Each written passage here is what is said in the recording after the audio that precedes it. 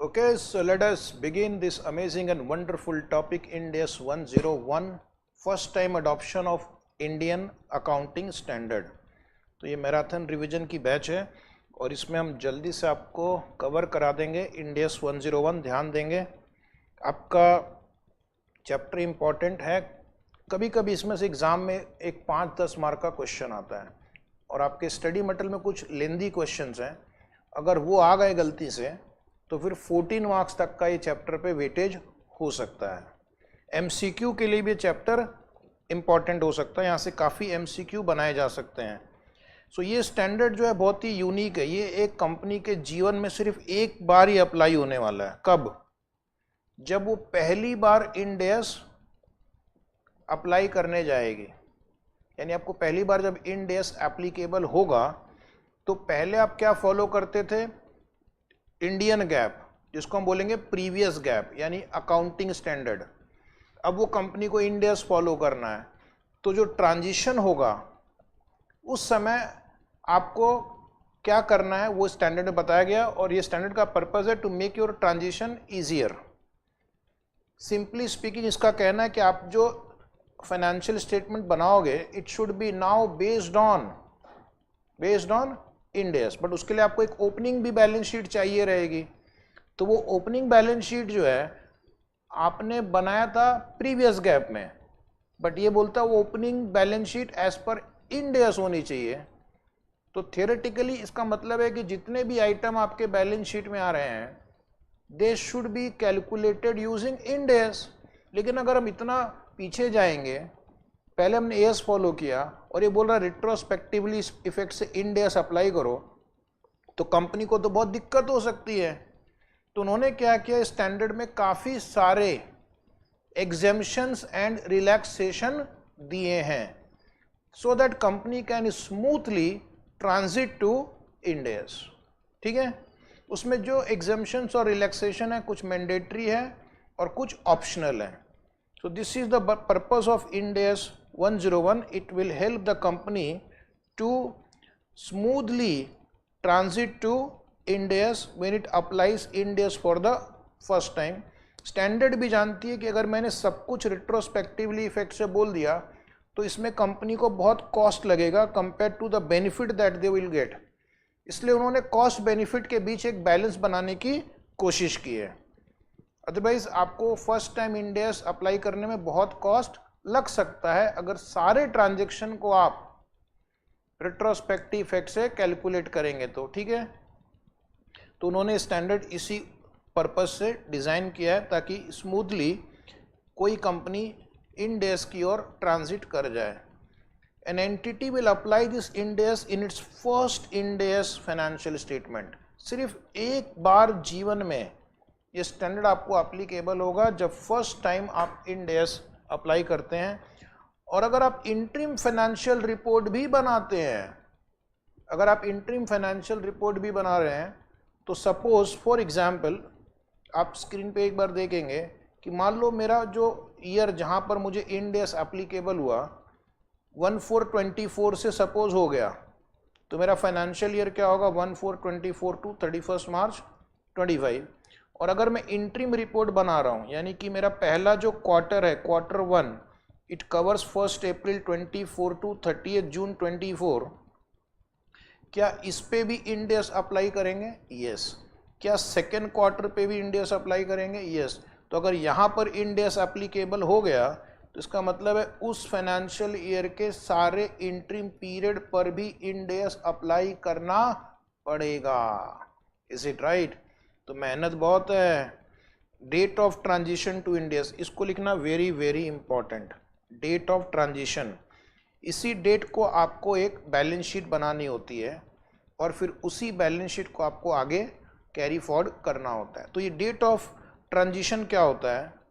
जैसा कि मैंने अभी कहा कि हमारी कंपनी को इंड एस 1/4/24 से एप्लीकेबल हो गया, तो हमने क्या किया, हमारे ईयर एंडिंग डेट है 31 मार्च 25। तो ये तो आपका फर्स्ट इंड एस ईयर है जहाँ पर आपको अप्लाई करना ही है। हम एक कंपैरेटिव भी देते हैं, तो कंपैरेटिव पीरियड क्या होगा?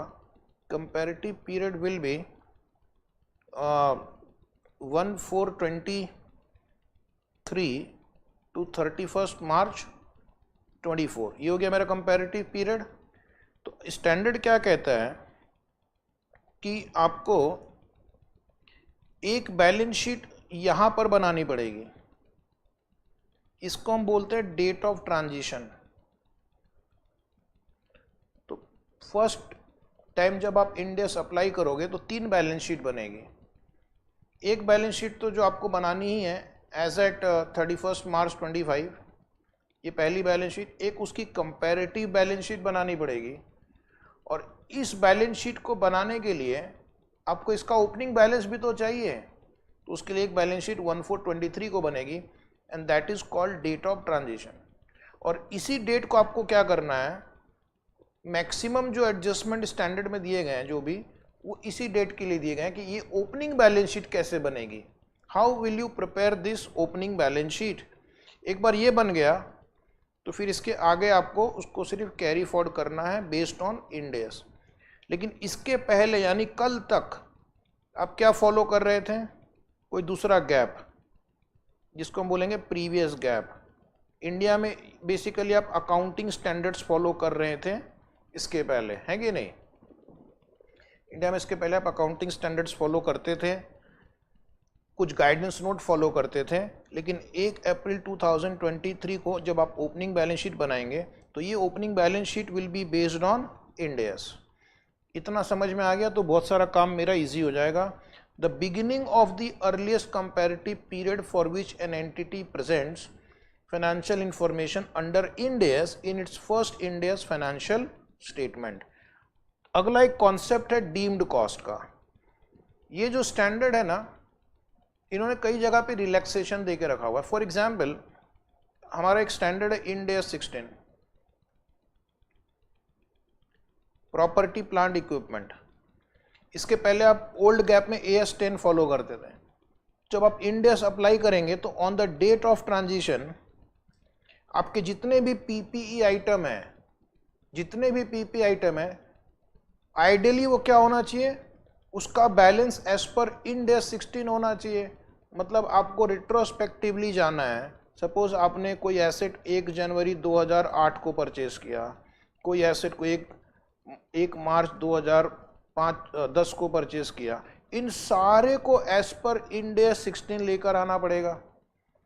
तो आप समझ सकते हैं इसमें कितना झंझट है। 15 साल 10 साल पुराना भी एसेट हो सकता है, 20 साल पुराना हो सकता है।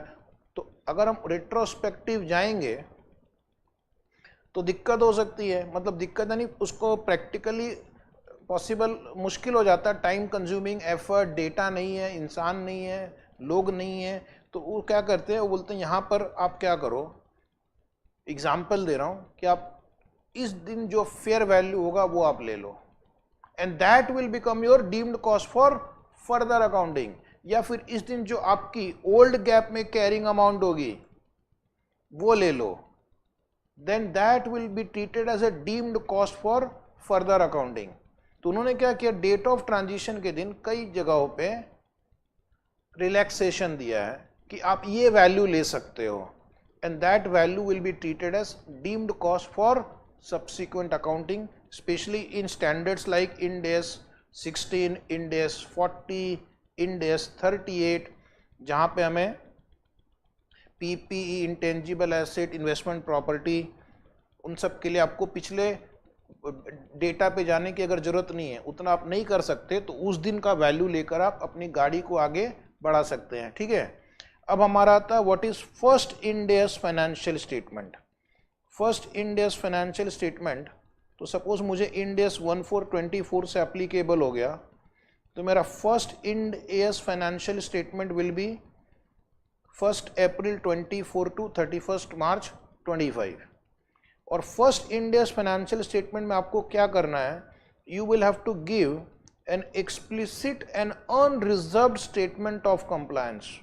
मतलब आपको नोट्स में लिखना होगा कि हमने सारे all Ind AS have been complied with, all Ind AS have been complied with, कुछ भी छोटा नहीं है। ऐसा मैनेजमेंट को एक कंप्लायंस स्टेटमेंट देना पड़ेगा that is called first end S financial statement.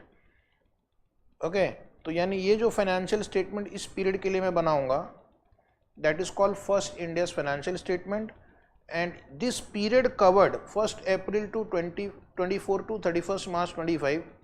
This period is called, हमारा नेक्स्ट पॉइंट जो है, first end AS reporting period, first end AS reporting period. और इसका एक कंपैरेटिव भी देंगे, ऑफ कोर्स एक कंपैरेटिव भी देंगे 1 साल का। और ये जो ओपनिंग डेट ऑफ कंपैरेटिव होगा that is called date of transition. Opening date of comparative financial statement will be called date of transition. वहां पर भी आपको एक बैलेंस शीट बनानी है। So that first end AS reporting period आ गया। एग्जाम्पल भी मैंने आपको एक्सप्लेन कर दिया थोड़ी देर में। अब आ जाइए नेक्स्ट पॉइंट पे, opening Ind AS balance sheet. Opening Ind AS balance sheet मतलब मेरा जो इंड एस अप्लाई हुआ था 1/4/24 से हुआ था, तो मैं एक कंपैरेटिव भी बनाता हूँ जो 1/4/23 से 31 मार्च 24 कवर करता है। तो यहाँ पर मैं जो बैलेंस शीट बनाऊंगा that balance sheet will be called opening Ind AS balance sheet. Is it right? कुछ लोगों को लगता है इस बैलेंस शीट को हम opening Ind AS balance sheet कहते हैं, वो गलत है। Opening Ind AS balance sheet मतलब first balance sheet on the first day of the previous comparative date. Next is previous GAAP. मैंने आपको बताया इंड एस अप्लाई करने के पहले जो भी आप generally accepted accounting policy follow करते थे, जो भी, चाहे वो अकाउंटिंग स्टैंडर्ड हो, गाइडेंस नोट हो या जो भी हो, उसको एक नाम दिया जाएगा प्रीवियस गैप। प्रैक्टिकल इसका मतलब जब आप फाइनेंशियल स्टेटमेंट अकाउंटिंग स्टैंडर्ड्स पे बेस्ड बनाते थे और अब आपको अकाउंटिंग स्टैंडर्ड से इंड एस पे मूव करना है। Is it right? तो अब आपको ना नीचे एक पॉइंट है, एक पैराग्राफ है, उसको आप टिक कर लेना। उसके ऊपर अभी 4 मार्क का क्वेश्चन भी आया था। ओपनिंग बैलेंस शीट जब आप बनाते हो, पहले आपने प्रीवियस गैप फॉलो किया, एग्जाम्पल 2 के नीचे लिखा हुआ है, और अब आपको एक ओपनिंग बैलेंस शीट बनानी है on the date of transition. तो यूजुअली जब हम ओपनिंग बैलेंस शीट बनाएंगे तो हमें 4 टाइप के एडजस्टमेंट करने पड़ सकते हैं। कितने टाइप के? 4 टाइप के एडजस्टमेंट करने पड़ सकते हैं, सो दैट आपका opening balance sheet would be in line with end S. Correct? Exam में क्वेश्चन भी आता है कि कौन कौन से टाइप के एडजस्टमेंट करने पड़ते हैं और उसके एग्जाम्पल बताओ। तो आपको बोलना है 4 टाइप के एडजस्टमेंट करने पड़ते हैं और आपको उसके कुछ एग्जाम्पल्स आपको देने पड़ेंगे। तो ये 4 मार्क का थियरी क्वेश्चन आ चुका है। तो हम क्या करेंगे, कुछ ऐसे एसेट्स एंड लायबिलिटीज होंगे जो प्रीवियस गैप में रिकॉग्नाइज नहीं हुए हैं। प्रीवियस गैप में हम उनको रिकॉग्नाइज नहीं करते थे, लेकिन इंड एस कहता है कि उनको रिकॉग्नाइज करना होगा। तो हमको वैसे एसेट्स को रिकॉग्नाइज करना पड़ेगा on the date of transition. Example, accounting standards में हम डेरिवेटिव एसेट को रिकॉग्नाइज नहीं करते थे, लेकिन on the date of transition अगर आपके पास कोई डेरिवेटिव एसेट है, ठीक है, तो उसको ओपनिंग बैलेंस शीट में लेकर आना होगा। You have to bring opening derivative asset into the books if it was not recognised earlier, but it should be recognised as पर इंड एस। और इसका एक रिवर्स भी होता है, कुछ कुछ assets and liabilities accounting standard में आपने रिकॉग्नाइज किया था, यहां पर उसकी रिक्वायरमेंट नहीं है, इंड एस में उसकी रिक्वायरमेंट नहीं है, तो हमको क्या करना पड़ेगा, उनको डी रिकॉग्नाइज करना पड़ेगा। एग्जाम्पल को लिखना है, सपोज ओल्ड गैप में कोई गुडविल है, सेल्फ जनरेटेड गुडविल आपने रिकॉग्नाइज कर रखा है, तो सेल्फ जनरेटेड गुडविल अलाउड नहीं है। या ओल्ड गैप में पहले हम discount on issue of share, discount on issue of debenture, इस टाइप के आइटम दिखाते थे, अपना इंड एस में वैसे आइटम है ही नहीं, तो उनको अब नहीं है। लेकिन मान लो कोई कंपनी का कोई पुराना चल रहा है, इज इट राइट, लेकिन पहले कंपनी एक्ट में 2013 के पहले अलाउड था। 2013 के पहले का अगर कोई फिगर वो कैरी फॉर हो या मान लो हो रहा है, तो उसको अभी आपको हटा देना पड़ेगा, ठीक है। वैसे एग्जाम्पल गलत है क्योंकि अब नहीं होता, लेकिन अगर कोई आ गया इस टाइप का आ गया, डिस्काउंट ऑन डिबेंचर आ गया मान लो, तो उसको हटा दो। कुछ कुछ आइटम को आपको रिक्लासीफाई करना पड़ेगा।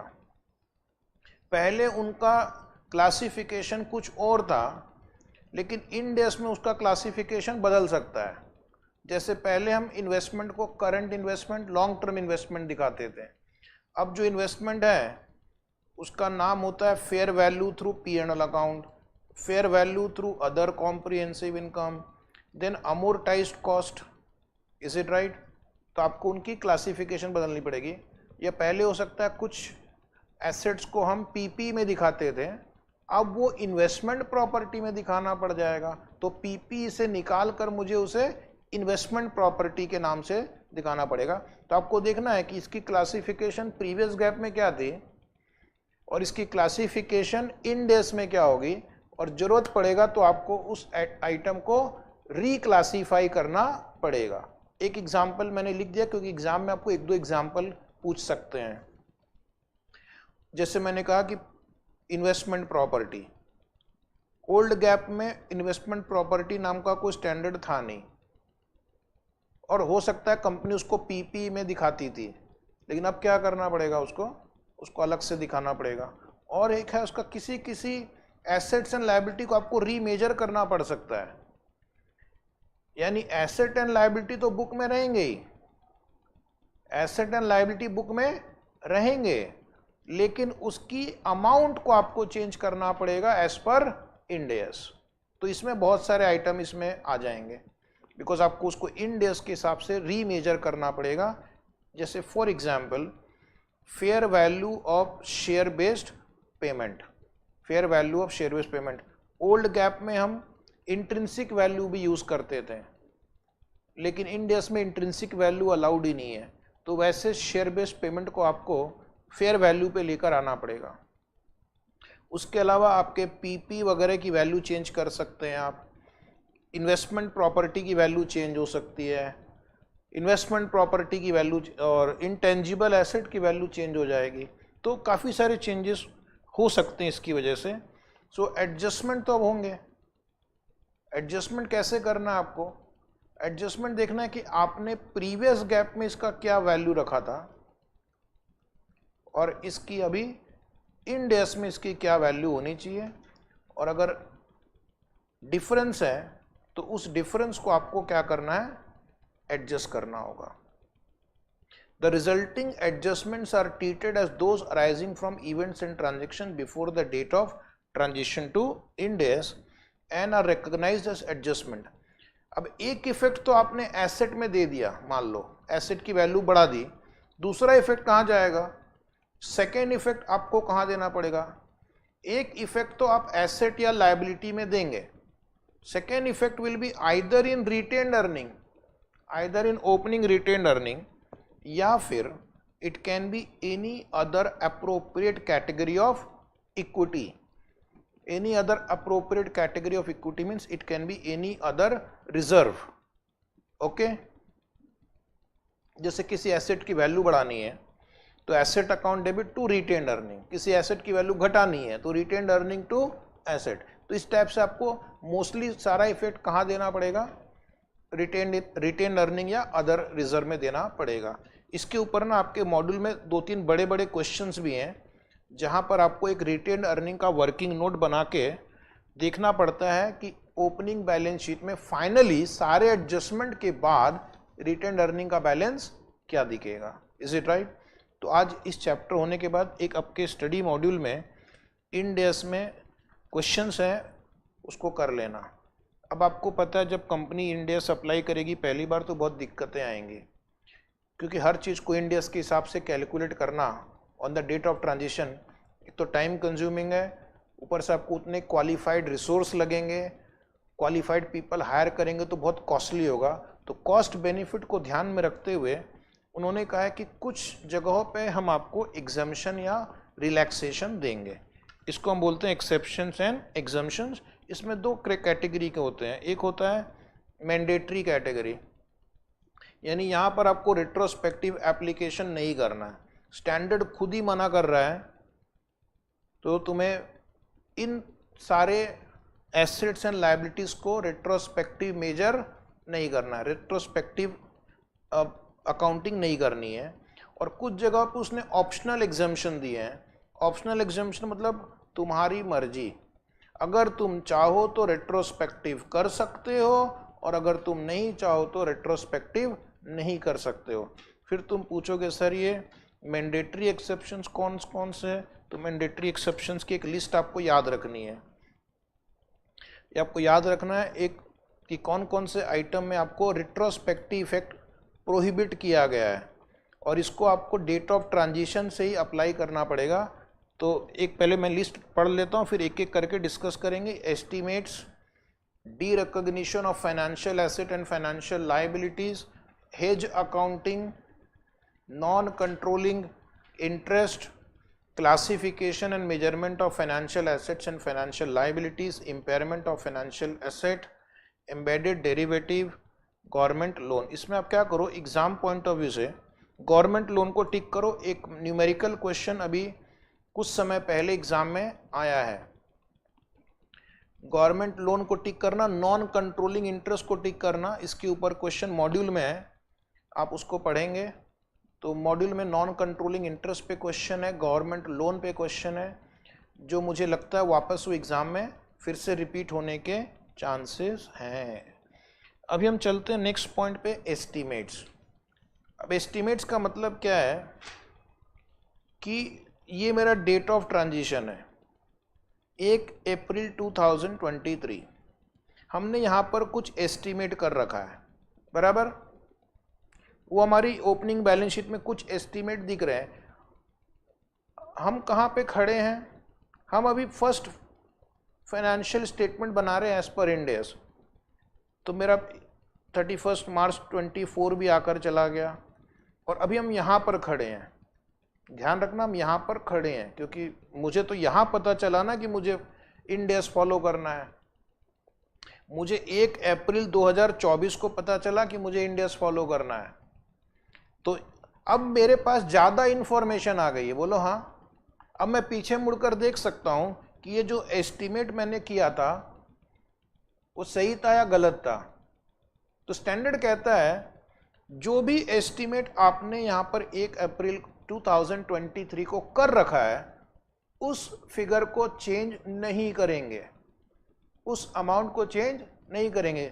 आप बोलेंगे यहाँ तो मुझे पता है एग्जैक्टली कितना अमाउंट था, ये प्रोविजन मतलब एस्टिमेटेड अमाउंट, तो 2 साल में तो आपको उसकी करेक्ट फिगर पता चल गई होगी, तो क्या हम उसको चेंज कर सकते हैं? नहीं, unless it is an error, unless it is an error. अगर एरर नहीं है, सिर्फ एस्टिमेट था, तो आप वही फिगर उस दिन रखेंगे 1/4/23 के बैलेंस शीट में।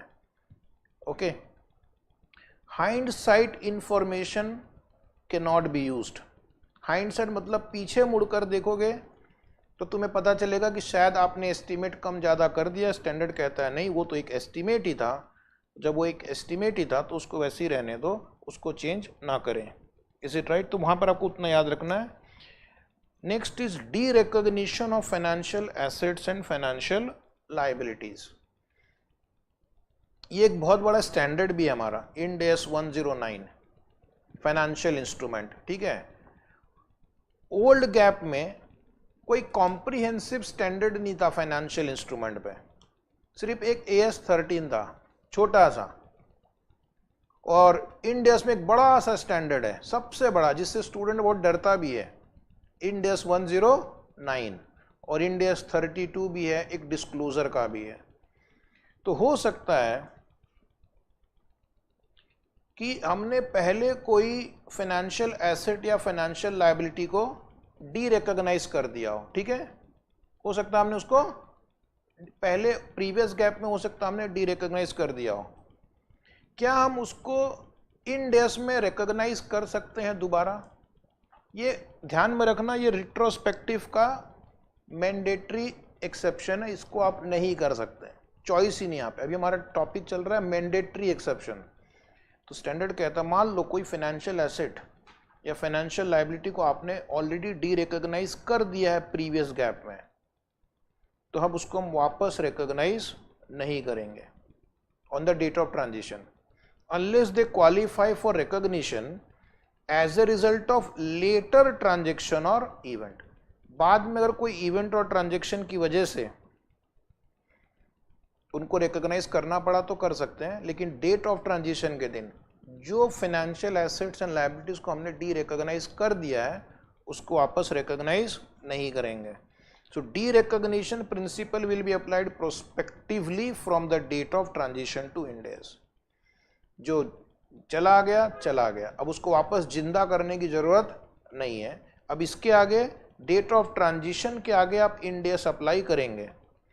Though an entity can choose a date before the transition date, which it can apply those principle।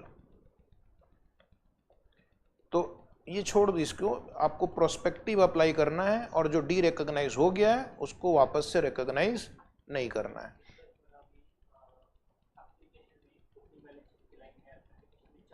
Application में 4 आइटम है, हर आइटम को नहीं करना चाहिए रिकॉग्नाइज, एक्सेप्शन वाले आइटम को नहीं करना है। ये financial asset and financial liabilities की बात चल रही है, ठीक है। तो आपको रिकॉग्नाइज मैंने लिखा है बट वो जनरल स्टेटमेंट था, लेकिन जहां जहां पे एग्जेम्पशंस होंगे उनको नहीं करना है। हाँ, ये पर्टिकुलर से financial asset and financial liability जो डी रिकॉग्नाइज हो चुके अंडर प्रीवियस गैप उसकी बात कर रहे हैं। तो अगर जहां पर स्पेसिफिक एडजस्टमेंट होगा तो स्पेसिफिक एडजस्टमेंट फॉलो करेंगे। वो एक स्टार्ट में जो हमने डिस्कस किया एक जनरल डिस्कशन था। एक एग्जांपल भी उसने दिया हुआ है यहाँ पे कि जैसे मान लो एक कंपनी है जिसने अपने फाइनेंशियल एसेट को सिक्योरिटाइज कर दिया है। एक कंपनी अपने फाइनेंशियल एसेट को उसने सिक्योरिटाइज कर दिया है। सिक्योरिटाइजेशन मतलब अपने फाइनेंशियल एसेट को बेचना, अपने रिसीवेबल को बेचना, और उसने क्या किया अंडर ओल्ड गैप उसको डी रिकॉग्नाइज कर दिया, अंडर ओल्ड गैप उसको डी रिकॉग्नाइज कर दिया। अगर मैं इंड एज के प्रिंसिपल अप्लाई करूंगा तो डी रिकॉग्नाइज नहीं करना चाहिए था, लेकिन अब उसने ओल्ड गैप में उसको डी रिकॉग्नाइज कर दिया तो अब हम उसको वापस रिकॉग्नाइज नहीं करेंगे। तो आपको क्या है, एग्जाम के लिए ये सब एक्सेप्शन ध्यान में रखने पड़ते हैं। जनरल रूल तो आपको है कि जो रिकॉग्नाइज करना चाहिए वो करना चाहिए, ओके। लेकिन यहाँ पे एक एक्सेप्शन दिया हुआ है कि इस केस में आप उसको रिकॉग्नाइज करने की जरूरत नहीं है, जो हुआ सो हुआ। क्योंकि financial asset and financial liability के स्टैंडर्ड्स बड़े कॉम्प्लिकेटेड है और उन पे रिट्रोस्पेक्टिव कोई चीज अप्लाई करना कॉर्पोरेट्स के लिए थोड़ा मुश्किल हो सकता है। उसी तरह आपने पढ़ा होगा इंड एस 109 में हेज अकाउंटिंग। इंड एस 109 में आपने हेज अकाउंटिंग पढ़ा है। हेज अकाउंटिंग में आपने पढ़ा होगा कि कैसे हम अपनी जो अकाउंटिंग है उसमें हम थोड़ा चेंजेस लाते हैं जब हम हेज अकाउंटिंग फॉलो करते हैं। फेयर वैल्यू हेज पढ़ा है, कैश फ्लो हेज पढ़ा है। अभी तो कुछ याद नहीं आ रहा है सर, बहुत साल हो गए पढ़े, बहुत महीने हो गए पढ़े, ठीक है।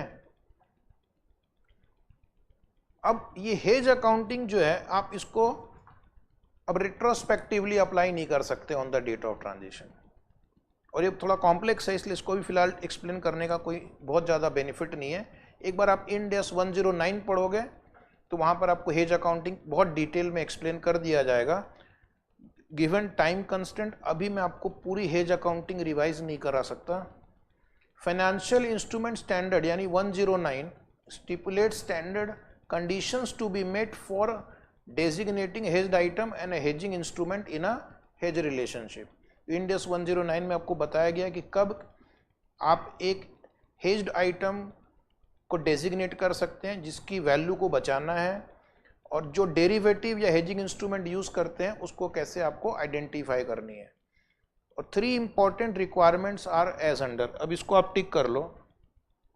ट्रांजिशन डेट के दिन क्या करूंगा, the transaction entered into prior to transition date shall not be retrospectively designated as hedges।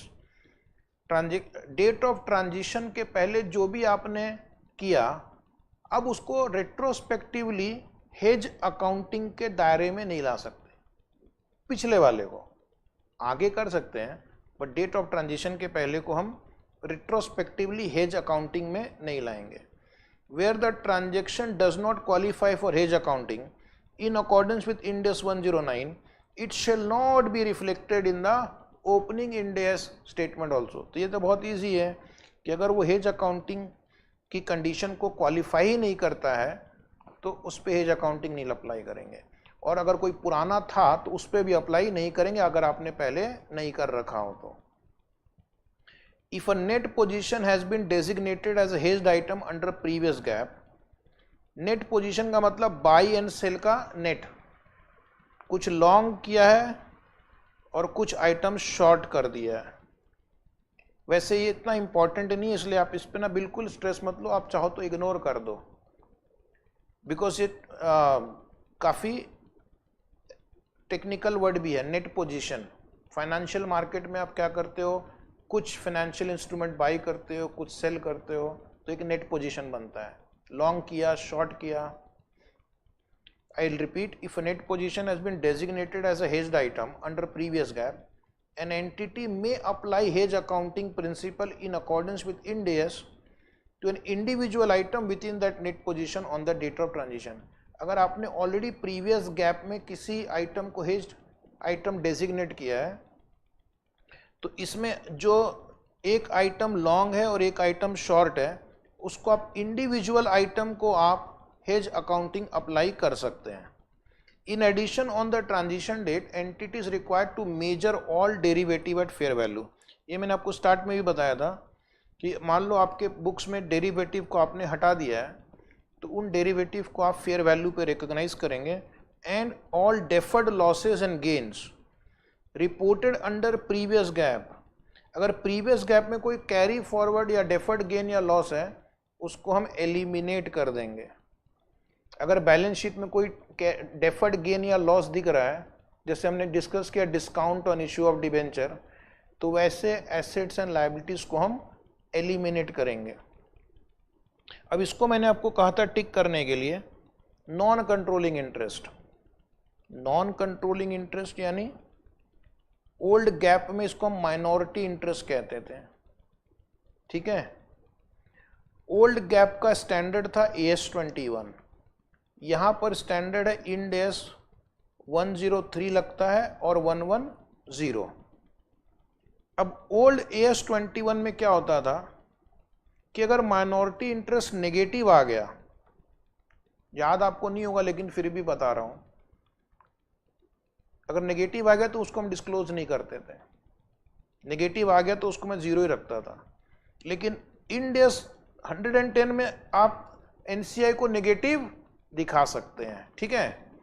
Old GAAP में NCI को नेगेटिव नहीं दिखाते थे क्योंकि उस AS 21 का रूल अलग है, 110 में नेगेटिव दिखाते हैं। तो अब ये क्या कह रहा है कि अगर आपने पहले NCI को नेगेटिव नहीं दिखाया है तो डेट ऑफ ट्रांजिशन के दिन भी नेगेटिव नहीं दिखाएंगे। ओल्ड गैप में अगर आपने नेगेटिव नहीं दिखाया है तो डेट ऑफ ट्रांजिशन के दिन भी उसको नेगेटिव नहीं दिखाएंगे। Is it right?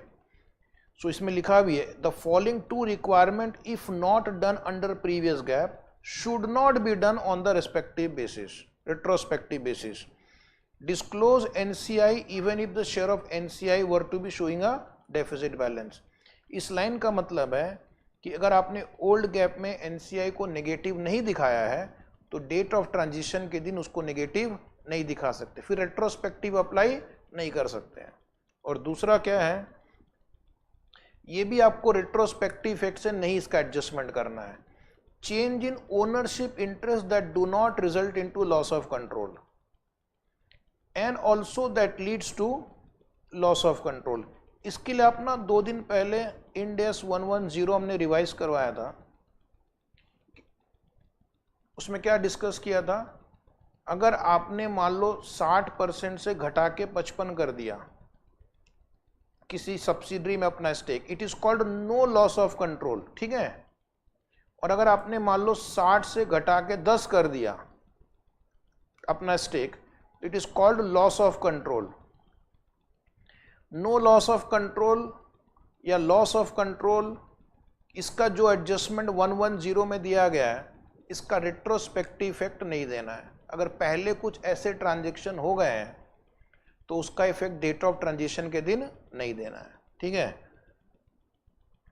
तो जो भी इफेक्ट देंगे प्रोस्पेक्टिवली देंगे, पुराने बातों को भूल जाएंगे यहाँ पे विथ रिस्पेक्ट टू एनसीआई। लेकिन यहाँ पर ना एक एक्सेप्शन है। अब यहाँ पर एक और झंझट है।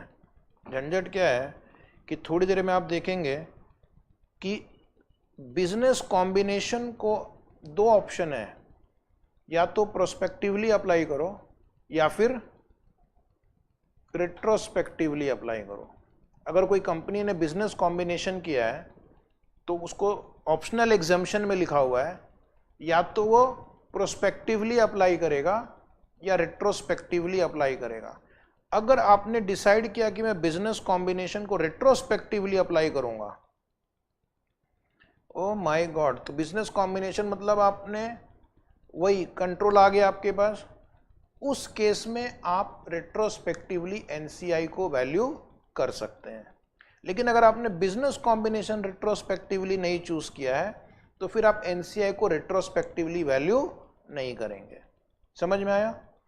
तो प्राइमा फेसिया क्या कहता है, एनसीआई को रेट्रोस्पेक्टिवली वैल्यू नहीं करना है। लेकिन अगर बिजनेस कॉम्बिनेशन रेट्रोस्पेक्टिवली इफेक्ट से अप्लाई करते हैं तो उस केस में एनसीआई को हम रेट्रोस्पेक्टिव से कैलकुलेट करेंगे।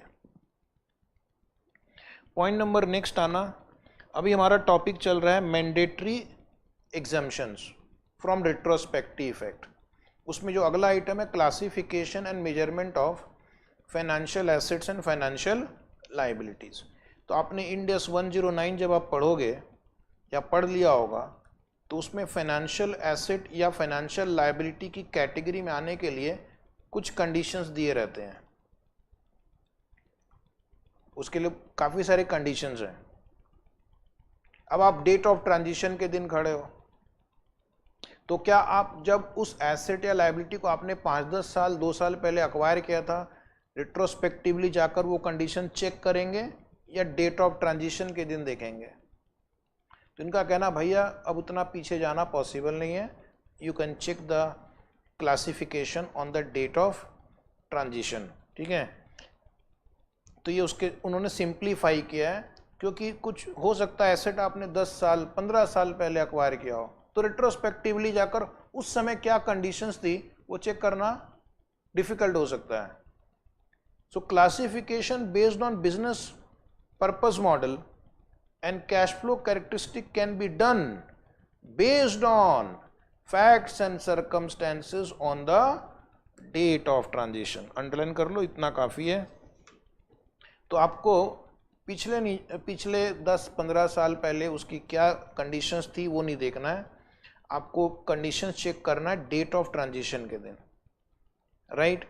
Fair value of financial asset और financial liability to be carried at amortised cost shall be the amount determined on the date of transition to Ind AS. कुछ फाइनेंशियल एसेट्स को हम amortised cost category में डालते हैं। Financial asset 3 category के होते हैं, FVTPL, FVT, OCI and amortised cost. तो अगर वो अमोर्टाइज्ड कॉस्ट वाला इंस्ट्रूमेंट निकला, ये बिजनेस मॉडल और cash flow characteristic test apply करके जो वो अमोर्टाइज्ड कॉस्ट कैटेगरी निकला, तो उसकी फेयर वैल्यू हम क्या करेंगे, ट्रांजिशन डेट के दिन लेंगे, and this will be deemed amortised cost for further accounting. Fair value of that amortized cost instrument will become deemed cost for further accounting, और इसके बेसिस पे आप आगे अकाउंटिंग करेंगे। नेक्स्ट पॉइंट क्या है, इम्पेयरमेंट ऑफ फाइनेंशियल एसेट। ये भी इंड एस 109। अगर आप ध्यान से देखोगे ना तो इस स्टैंडर्ड में मैक्सिमम जो आइटम्स हैं वो किस स्टैंडर्ड से रिलेटेड है, एक तो 109 से रिलेटेड है और एक कंसोलिडेशन से रिलेटेड है। तो जब तक आपने वो ध्यान से नहीं पढ़ा होगा, ये ट्रांजिशन प्रोविजन समझना थोड़ा मुश्किल हो सकता है। अब इम्पेयरमेंट ऑफ फाइनेंशियल एसेट के बारे में आपने क्या पढ़ा है कि अगर कोई फाइनेंशियल एसेट एक्विजिशन के वक्त क्रेडिट इम्पेयर्ड था, यानी उसमें पैसे आने के चांसेस कम थे, या बाद में क्रेडिट इम्पेयर्ड हो गया, तो उस पर हम इम्पेयरमेंट अलाउंस क्रिएट करते हैं। बोलो हाँ। हाँ, अब मान लो मेरे पास कोई फाइनेंशियल एसेट है, मेरी बुक्स में डेट ऑफ ट्रांजिशन के दिन, उसको मैंने 2 साल 5 साल 10 साल पहले एक्वायर किया था, तो मुझे उसका क्रेडिट इंपेयरमेंट चेक करना होगा एज पर इंड AS 109। तो स्टैंडर्ड कहता है कि भाई अगर रीजनेबल कॉस्ट और एफर्ट में निकल सकता है तो ठीक है, रीजनेबल कॉस्ट और एफर्ट में वो क्रेडिट इंपेयरमेंट निकल सकता है तो ठीक है। अगर नहीं निकल सकता, रीजनेबल कॉस्ट और एफर्ट में नहीं निकल सकता उसका क्रेडिट इंपेयरमेंट, तो आप क्या करेंगे, अंडरलाइन करना, you will recognise a loss allowance equal to life time expected credit loss, underline. तो उस पर हम एक लॉस अलाउंस क्रिएट करेंगे जहां पर आपको रीजनेबल टाइम एंड एफर्ट लगा के क्रेडिट इंपेयरमेंट नहीं मिल रहा है, तो उसके ऊपर क्या करो, सीधा life time expected credit loss allowance create कर दो on the date of transition at each reporting date until the financial instrument is derecognised. तो यहां पर उसने क्या किया, बोला झंझट छोड़ो, life time expected credit loss allowance का कैलकुलेशन करो और प्रोविजन कर दो। न तो क्या होगा, आपको रिवर्स गियर में जाके उसकी क्रेडिट इंपेयरमेंट चेक करना मे बी अगेन एज इसमें लिखा हुआ भी है कि आपको बहुत ज़्यादा टाइम या बहुत ज़्यादा कॉस्ट लग सकता है।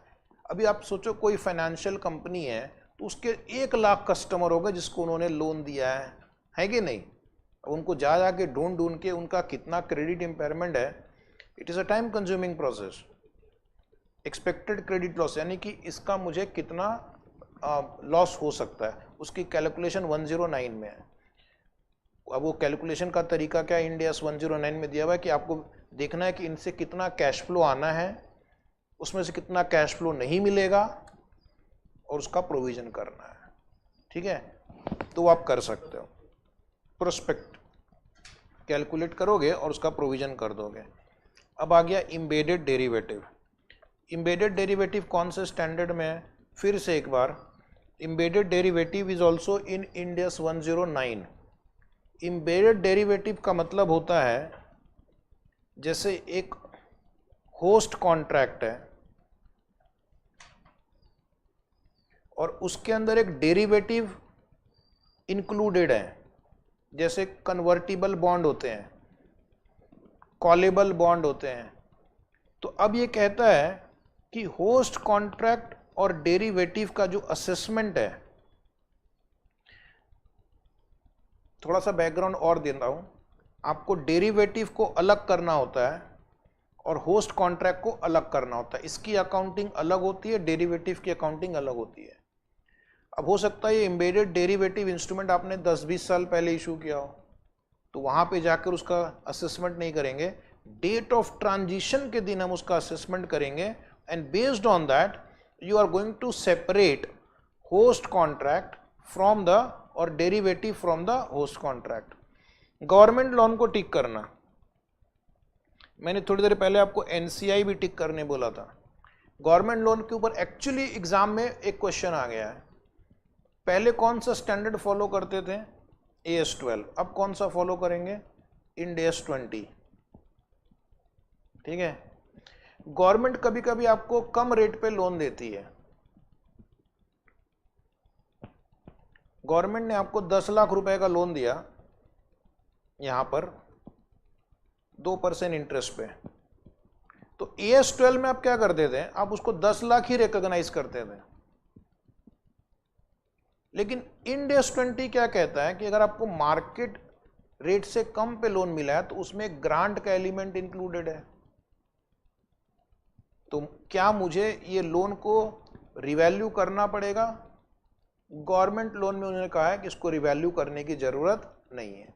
जो डेट ऑफ ट्रांजिशन के दिन जो भी फिगर आपकी बुक में अपीयर हो रहा है आप उसी को लेंगे और आगे की अकाउंटिंग एज पर इंड AS 20 करेंगे। डेट ऑफ ट्रांजिशन के दिन आपको जाकर उसको फिर से उसमें कितना गवर्नमेंट ग्रांट का कंपोनेंट है वो नहीं निकालना है, अंडरस्टूड। जो हो गया सो हो गया। अब जो भी फिगर अपीयर हो रही है यहाँ पे आप उसी के द्वारा आप आगे की अकाउंटिंग करेंगे। तो उन्होंने गवर्नमेंट लोन में ये एग्जम्पशन दे रखा हुआ है। If a first time adopter did not under previous GAAP recognise and measure a government loan at a below market rate of interest on a consistent basis with Ind AS, क्योंकि old GAAP में ऐसा कुछ था ही नहीं, तो हमने क्या किया, जो लोन मिला वही अमाउंट मेरी बुक्स में चल रहा है।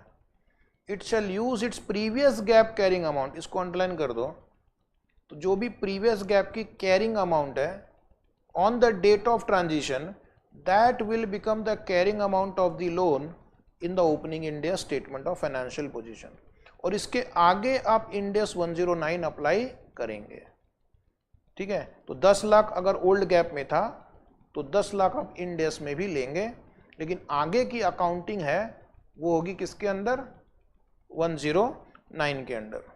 ठीक है, क्या हम रेट्रोस्पेक्टिवली इफेक्ट से कर सकते हैं? उसके पहले एक लाइन है कि अगर मान लो आपने ओल्ड गैप में इसको इक्विटी दिखाया था, अगर आपने ओल्ड गैप में मान लो इक्विटी दिखाया था, लेकिन एज पर इंड एस 32 ये लायबिलिटी है, तो आप उसको इक्विटी से लायबिलिटी में शिफ्ट कर सकते हैं। अमाउंट नहीं चेंज करेंगे, लेकिन अगर आपने ओल्ड गैप में इसको इक्विटी में दिखाया था तो आप उसको लायबिलिटी में शिफ्ट कर सकते हैं। तो आपको वो लायबिलिटी होगा या इक्विटी होगा वो आप एज पर इंड एस 32 असेस करेंगे on the date of transition, और अकॉर्डिंगली अगर आपने पहले ओल्ड गैप में दिखाया था, ओल्ड गैप में इक्विटी में दिखाया था, लेकिन इंड एस के हिसाब से लायबिलिटी होनी चाहिए, तो आप उसका क्लासिफिकेशन चेंज करेंगे from equity to liability. Is it right? तो आपकी बुक में एक एग्जाम्पल है, उसको आप बाद में देख लेना, न्यूमेरिकल एग्जाम्पल, और सिमिलर एग्जाम्पल आपके एग्जाम में भी आया था।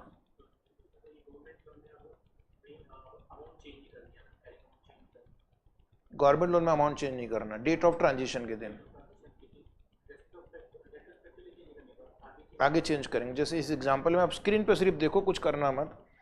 ये डेट ऑफ ट्रांजिशन के दिन उसकी वैल्यू 1 करोड़ थी, तो उन्होंने 1 करोड़ लिया है, लेकिन आगे जो उसने अकाउंटिंग की है वो बेस्ड ऑन IRR की है। उसने IRR कैलकुलेट किया कि मुझे और कितने पैसे देने हैं, 10 लाख या 1 करोड़ मेरा ओपनिंग बैलेंस है, आगे जो भी कैश फ्लो होगा उसके बेसिस पे आप IRR निकाल लोगे, और उस IRR से आपने आगे की अकाउंटिंग कर दी, लेकिन ये फिगर आपने चेंज नहीं किया। ये फिगर हम कब चेंज कर सकते हैं? एक सिचुएशन में चेंज कर सकते हैं। ठीक है, इसको आपको नोट में लिखवा दूंगा मैं, शायद ये लिखा हुआ है लास्ट में। एक सिचुएशन में चेंज कर सकते हैं रेट्रोस्पेक्टिवली। रेट्रोस्पेक्टिवली कब जाएंगे? Provided that the information needed to do so had been obtained at the time of initial accounting for that loan. अगर इनिशियल अकाउंटिंग के वक्त ही आपके पास सारे इंफॉर्मेशन अवेलेबल थे, अगर इनिशियल अकाउंटिंग के पहले, मान लो 5 साल पहले लोन लिया, उस समय आपके पास सारे इंफॉर्मेशन अवेलेबल थे, तो उस केस में आप रेट्रोस्पेक्टिव जा सकते हो। तो जब एग्जाम में आप आंसर लिखोगे तो कंक्लूजन पैराग्राफ में लिख देना, छेड़ना मत नंबर को, ठीक है, लेकिन लिखना कि हम इसको रेट्रोस्पेक्टिव तभी कर सकते जब मेरे पास इंफॉर्मेशन होता। तो ये हो गया मेरा कंपलसरी एग्जम्पशन। अब अगले कुछ आइटम जो है ना, वहां पे लिखा हुआ है ऑप्शनल एग्जम्पशन। ये आपकी श्रद्धा है, आप इसको एग्जम्पशन लेना चाहें तो ले सकते हैं, रेट्रोस्पेक्टिव नहीं करना चाहें तो मत करो, और अगर बहुत ही अंदर दिल से इच्छा हो रही कि नहीं रेट्रोस्पेक्टिव करना है तो फिर कर भी सकते हैं। ठीक है, तो इसमें देखो एक बहुत लंबी लिस्ट है, आपको उसमें जो मेन है मैं वो टिक करा देता हूँ, वो आप देख लेना। बिजनेस कॉम्बिनेशन टिक करेंगे, शेयर बेस्ड पेमेंट ट्रांजेक्शन टिक करेंगे, डीम्ड कॉस्ट टिक करेंगे, लीजेस टिक करेंगे, क्यूमुलेटिव ट्रांसलेशन डिफरेंस टिक करेंगे, investment in subsidiary associate joint venture को टिक कर देना, assets and liabilities of subsidiary associate and joint venture को टिक कर देना, compound instrument, designation of previously recognised financial instrument, fair value measurement, decommissioning liabilities, financial asset or intangible asset accounted as per Ind AS 115, borrowing cost, extinguishing financial liability with equity instrument, severe hyperinflation, joint arrangements, stripping cost, designation of a contract to buy or sell non-financial item, revenue, और इसको टिक करना, foreign currency transactions and above advance consideration।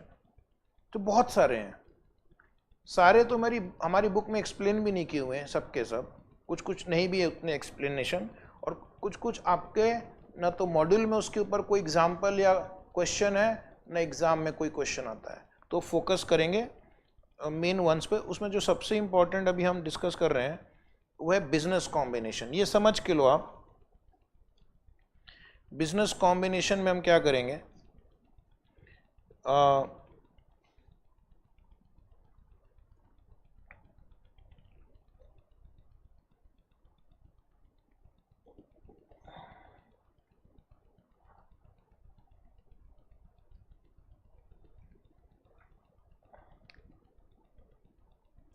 मैं आपकी book से पढ़ देता हूँ, screen पे थोड़ा अलग नोट आ रहा है, ठीक है। बिजनेस कॉम्बिनेशन में लिखा हुआ है point number A, in separate financial statement investment in subsidiary associate and joint venture should be taken at cost और make selection of policy of cost और एट फेयर वैल्यू। ये हमने इंड AS 103 में क्या है, अगर आप SFS बना रहे हो तो SFS में आपको दो चॉइस है, आप कॉस्ट ले लो या एट फेयर वैल्यू ले लो। इंड AS 27 में भी था, ठीक है, कॉस्ट या फेयर वैल्यू आप ले सकते हैं। Make selection of policy for cost और एट फेयर वैल्यू, ये आपके पास चॉइस दी गई है। सेपरेट फाइनेंशियल स्टेटमेंट में सब्सिडरी एसोसिएट जॉइंट वेंचर को आप कॉस्ट पे भी ले सकते हो या फेयर वैल्यू पे ले सकते हो। देन सिलेक्टेड पॉलिसी अगर फेयर वैल्यू है, अगर आपने सोचा कि मैं फेयर वैल्यू लेता हूं तो आप फेयर वैल्यू कौन सा लोगे? फेयर वैल्यू के लिए आपके पास चॉइस नंबर 1 है कि आप डेट ऑफ ट्रांजिशन वाला फेयर वैल्यू ले लो, सबसे आसान यही है। एंड अगर कोई डिफरेंस आएगा तो उस डिफरेंस को आप रिटेन अर्निंग में एडजस्ट कर दोगे। तो पहला एक काम करो, फेयर वैल्यू ले लो। आप बोलेंगे नहीं मुझे कॉस्ट लेना है, I want to follow cost model, I want to follow cost model. तो कॉस्ट मॉडल में आपके पास ऑप्शन 1 है कि use fair value on date of transition as cost. यहां जो फेयर वैल्यू उसको ले लो, आगे यही कॉस्ट रहेगा, फिर इसको छेड़ने की जरूरत नहीं है, इट इज डीम्ड कॉस्ट। दूसरा ऑप्शन क्या है, जो पुराना गैप था हमारा आई गैप, ओल्ड गैप, उसमें जो फिगर अपीयर हो रहा है उसको ले लो। ओल्ड गैप में जो अमाउंट अपीयर हो रहा है, मतलब सबसे आसान यही है, सेकेंड वाला पॉइंट, उसका कैरिंग अमाउंट तुम्हारा यहां पे डीम्ड कॉस्ट हो जाएगा। और तीसरा, मतलब बहुत ही अंदर तीव्र इच्छा जागृत हो रही है, तो थर्ड ऑप्शन क्या है, जाओ और जाकर उसका कॉस्ट रेट्रोस्पेक्टिवली इफेक्ट से पता करो। तो इंसान क्या करेगा बोलो, जो उसकी बुक में जो अभी करंटली कॉस्ट अपीयर हो रही, कैरिंग अमाउंट अपीयर हो रही है, अगर आप उसी को लोगे तो आपका मेहनत सबसे कम यहीं पे होगा, ठीक है। कॉस्ट मॉडल का मतलब आगे हम इसकी वैल्यू चेंज नहीं करते हैं।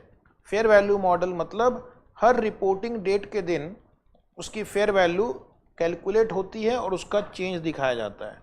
ये हो गया मेरा SFS में।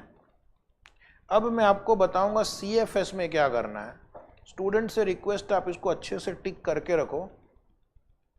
CFS में क्या करेंगे, entity has to apply business combination standard on prospective basis और retrospective basis, that is on selected date.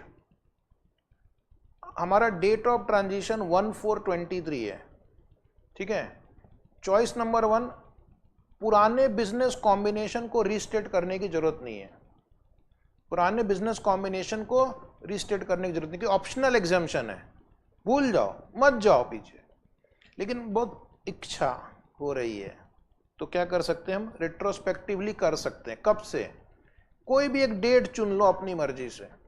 Suppose तुमने एक डेट चुन लिया 1/4/2020, तो 1/4/2020 अगर आपने चूज किया तो इस डेट के बाद जितने बिजनेस कॉम्बिनेशन हुए होंगे यहां तक, उन सब पर सिलेक्टिव फिर नहीं कर सकते हैं, उन सब पर आपको रेट्रोस्पेक्टिव इफेक्ट देना पड़ेगा। एम आई राइट? मान लो आपने बहुत सारे बिजनेस कॉम्बिनेशन किए होंगे, तो आप उसको आपकी जो भी कन्वीनियंट डेट है, आपको लगता है उतना पीछे जाना पॉसिबल नहीं, 4 साल पीछे जा सकते हैं, तो वहां से लेकर अब तक जितने बिजनेस कॉम्बिनेशन हुए हैं उनको आप रेट्रोस्पेक्टिव इफेक्ट दे सकते हो। ठीक है, नहीं देना है मत दो, सबसे आसान मत दो। लेकिन कंपनीज क्या करती है, कंपनी सोचती है कि किस में हमें ज़्यादा बेनिफिट होगा, किस में मेरी बैलेंस शीट ज़्यादा स्ट्रांग दिखेगी, वो वैसा करती है। वो कन्वीनियंट इनकन्वीनियंट बाद में देखती है, वो तो क्या आप स्टाफ करेगा, अकाउंटेंट करेगा, वो बैलेंस शीट कहाँ चमकती है वो हम देखेंगे। ठीक है, तो यहाँ पर देखिए लिखा हुआ है पॉइंट नंबर 1 है नॉन कंट्रोलिंग इंटरेस्ट। थोड़ी देर पहले मैंने डिस्कस किया था, फिर से एक बार रिपीट कर रहे हैं। अगर आप प्रोस्पेक्टिव बेसिस फॉलो करेंगे तो नॉन नेगेटिव एनसीआई नहीं दिखाते हैं। ठीक है, इसको हम प्रोस्पेक्टिवली ही कैलकुलेट करेंगे। और अगर आप रेट्रोस्पेक्टिव फॉलो करते हैं तो फिर आप उसकी नेगेटिव वैल्यू भी दिखा सकते हैं, if under business combination you are getting a negative balance. उसके बाद आता है कॉन्टिंजेंट कंसिडरेशन। देखो आपकी बुक में नेक्स्ट आइटम क्या है, कॉन्टिंजेंट कंसिडरेशन। सुना है क्या आपने? Which is consideration payable on satisfaction of some condition.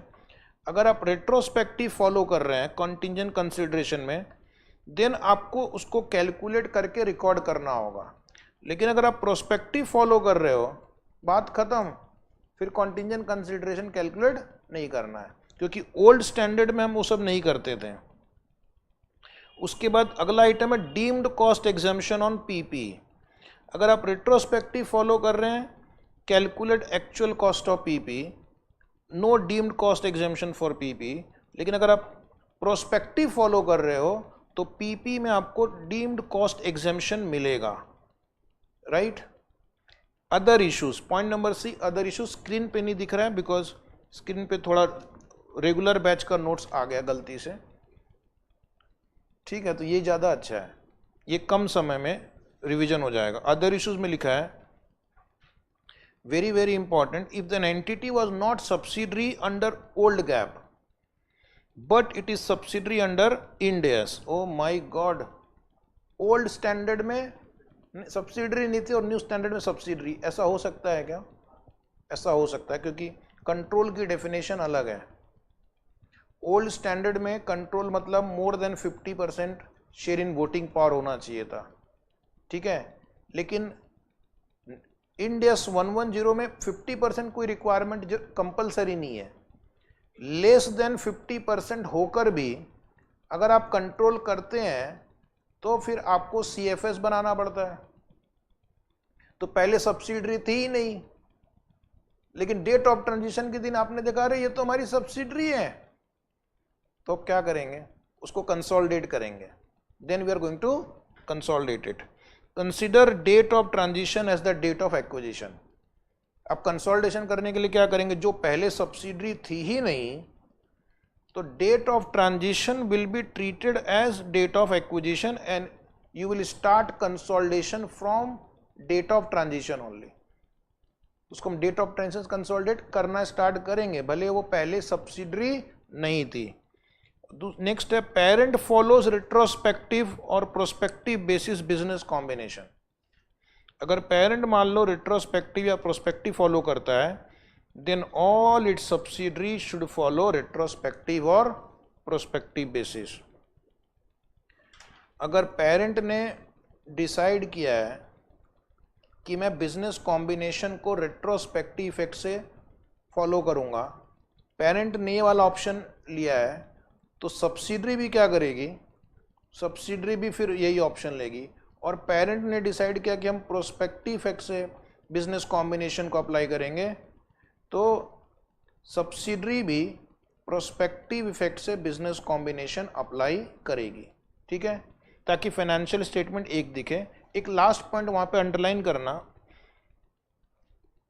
Last point क्या लिखा हुआ है, if subsidiary has earlier applied any basis retrospective of prospective and later parent consolidate then subsidiary is not required to follow parent. Subsidiary company जो है इस पे end S applicable हो गया सपोज 1421 को, और पेरेंट कंपनी पे इंड एस बाद में अप्लाई हुआ,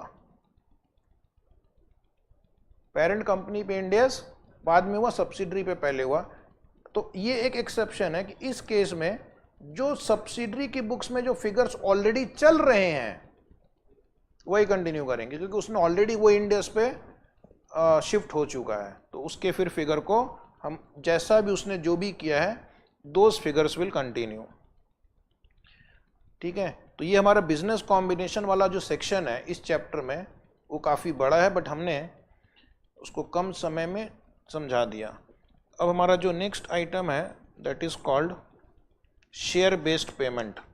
ये मैंने आपको इंड एस 102 में एक्सप्लेन कर दिया है,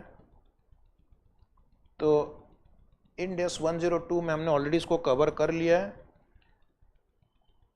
फिर भी मैं आपको यहाँ पर एक ब्रीफ समरी दे देता हूँ।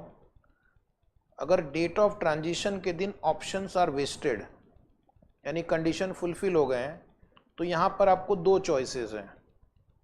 फर्स्ट चॉइस है रिट्रोस्पेक्टिव बेसिस अप्लाई करो, और दूसरा है नो रिट्रोस्पेक्टिव। ठीक है, लेकिन अगर अनवेस्टेड है, जो ऑप्शन अभी वेस्ट नहीं हुए हैं, तो उसमें आपको रिट्रोस्पेक्टिवली ही अप्लाई करना पड़ेगा। तो यहाँ पर आपको एक चॉइस मिल जाती है, इसलिए ऑप्शनल एग्जम्पशन है कि वेस्टेड ऑप्शन में आप चाहो तो रिट्रोस्पेक्टिवली अप्लाई कर सकते हो, नहीं चाहिए तो मत करो, जो हो गया सो हो गया। डीम्ड कॉस्ट मैंने आपको बता दिया। डीम्ड कॉस्ट का मतलब है कि अगर आप रिट्रोस्पेक्टिव नहीं जा सकते हैं तो डेट ऑफ ट्रांजिशन के दिन इन्होंने कुछ आपको फैसिलिटीज दी हैं कि आप ये नंबर ले लो and that will become deemed cost for your future accounting. Is it right? जैसे मैंने आपको बताया ना कि आपको प्रॉपर्टी प्लांट इक्विपमेंट है, अब तुमने उसको 15 साल 10 साल पहले परचेज किया है, उसका रेट्रोस्पेक्टिव अप्लाई करना मुश्किल है, तो हम क्या करेंगे?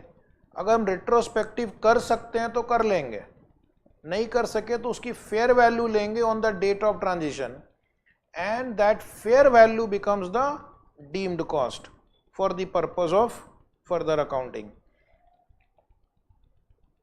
कुछ कम, और एक यहाँ पर एक और भी चॉइस दी गई है, वो मैं आपको बता देता हूँ, यहाँ पे शायद लिखा हुआ नहीं है। एक और चॉइस डीम्ड कॉस्ट में क्या होता है कि अगर मान लो आप चाहिए तो पुराने ओल्ड गैप के कैरिंग अमाउंट को कंटिन्यू कर सकते हैं। Old gap carrying amount can be continued, ये भी लिख लो वहां पे। आपको न तो फेयर वैल्यू निकालनी है ना उसको रेट्रोस्पेक्टिव करना है, तो उस केस में जो पुराने गैप में जो उसकी कैरिंग अमाउंट है you can continue with that. Is it right? लेकिन आपने अगर ये वाला चॉइस अप्लाई किया then this is applicable to all items of PPE. ये सबसे इजी यही है, इसमें आपको कुछ नहीं करना है, जो पुराने स्टैंडर्ड में जो वैल्यू है वही वैल्यू न्यू स्टैंडर्ड में भी लेना है। लेकिन इस चॉइस को आप अप्लाई करेंगे तो आपको ऑल एसेट्स पे, ऑल पीपी आइटम्स पे ये पॉलिसी चूज करनी पड़ेगी। इसको मैंने ना आपको कल इंडिया 16 में भी बताया था। एक्सचेंज डिफरेंस हमने कल इंडिया 21 में पूरा डिटेल में डिस्कस कर लिया है, और मैंने कल आपको बोला भी था कि इसको वापस हम रिपीट नहीं करेंगे। तो ये पैराग्राफ नंबर 19 एंड 20 अभी अभी हमने यानी कल इंडेस 21 में डिस्कस कर लिया। Para D13A already discussed in Ind AS 21। तो इंडेस 21 जब आप देखोगे ना वीडियो वापस से तो वहाँ पे मिल जाएगा। अब हम चलते हैं नेक्स्ट कंपाउंड फाइनेंशियल इंस्ट्रूमेंट की ओर। सर कंपाउंड फाइनेंशियल इंस्ट्रूमेंट क्या होता है?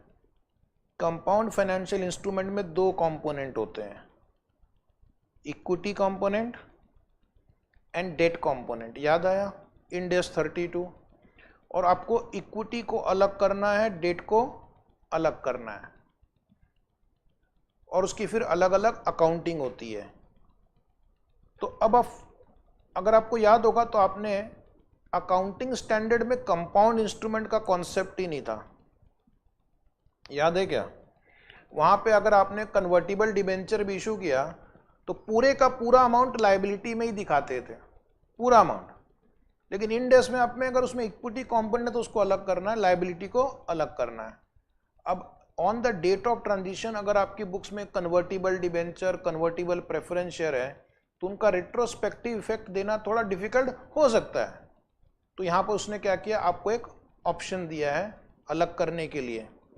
In accounting for financial instrument it is a requirement that corresponding standard that where a financial instrument combines liability and equity element, the amounts of these two components shall be presented separately. अब ये आपको एक option दिया गया है, however in accordance with this standard a first time adopter need not separate these two portion. कब नहीं करना है? if the liability component is no longer outstanding on the date of transition. अगर आपने लायबिलिटी कंपोनेंट पूरा पे कर दिया है तो सेपरेट करने की जरूरत नहीं है, यानी जो आपको कैश पे करना था उतना पार्ट आपने कर दिया, अब सिर्फ जो इक्विटी शेयर देने वाला पार्ट बच गया है तो अब आपको सेपरेट करने की जरूरत नहीं है। लेकिन अगर आपने लायबिलिटी कंपोनेंट पूरा पे नहीं किया है ना तो आपको सेपरेट करना पड़ेगा। नेक्स्ट पॉइंट है हमारा investment in subsidiary, associates and joint venture. ये मैंने आपको बता दिया, बिजनेस कॉम्बिनेशन में दो चॉइसेस है आपके पास, कॉस्ट और फेयर वैल्यू। और कॉस्ट आप कैसे निकालेंगे? कॉस्ट तीन तरीके से निकाल सकते हैं, या तो आज जो फेयर वैल्यू होगी वही उसका कॉस्ट हो जाएगा, या फिर आप उसको प्रीवियस गैप वाला कैरिंग अमाउंट ले लो, वो उसका डीम्ड कॉस्ट हो जाएगा, या फिर आप रिट्रोस्पेक्टिव बेसिस से कॉस्ट निकाल सकते हैं। Assets and liabilities of subsidiaries, associates, joint venture, ये भी मैंने आपको एक्सप्लेन कर दिया। Let us move forward. ये बिजनेस कॉम्बिनेशन में ये आ गया है, ये बिजनेस कॉम्बिनेशन में ये पैराग्राफ आ चुका है, assets and liabilities of subsidiaries, associates and joint venture. उसके बाद आ जाओ सर्विस कंसेशन अरेंजमेंट, वहां पे लिखो नॉट इंपॉर्टेंट, क्योंकि वो एग्ज़ाम में उस रेलेवेंट नहीं है, कंपनीज के लिए रेलेवेंट है जो ये हाईवे वगैरह बनाती है, तो हमारे सिलेबस में उससे रिलेटेड क्वेश्चंस नहीं आते हैं। सर लीजेस का बता दीजिए। ओ माय गॉड, लिखो यहाँ पे refer end S 116 transitional provision. कल मैंने इंड एस 116 लिया था ना, तो वहाँ पर मैंने काफ़ी डिटेल में ट्रांजिशनल प्रोविजन एक्सप्लेन किए थे।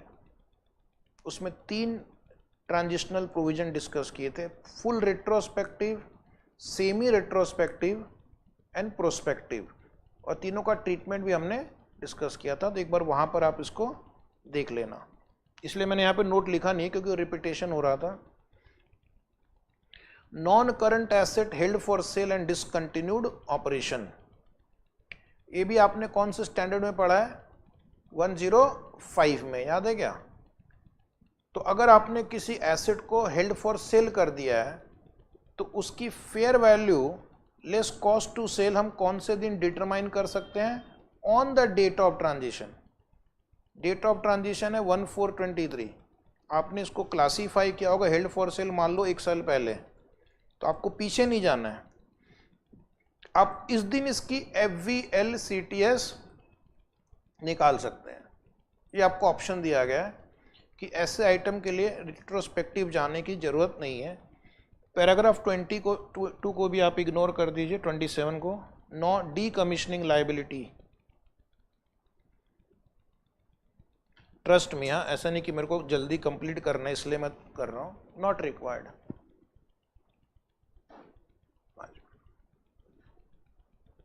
revenue from contract with customer. For completed contract on the date of transition, Ind AS 1115 will not be applied. जो कॉन्ट्रैक्ट कंप्लीट हो गए ना, जो कॉन्ट्रैक्ट कंप्लीट हो गए, अब उसको रेट्रोस्पेक्टिव जाकर कोई फायदा नहीं है, तो उस पर इंड एस 115 अप्लाई नहीं करना है. जो कॉन्ट्रैक्ट इन हैंड रहेंगे उस पर इंड एस 115 अप्लाई करना है. अगर आप इंटरिम फाइनेंशियल स्टेटमेंट भी बना रहे हैं तो क्या end S interim financial statement पे भी एप्लीकेबल है? बोलो यस. हाँ, end S interim financial statement के लिए भी एप्लीकेबल है. तो सपोज मेरा ईयर है 1423 से 31 मार्च 24 और मेरा ओपनिंग बैलेंस शीट बनेगा 1422 के दिन.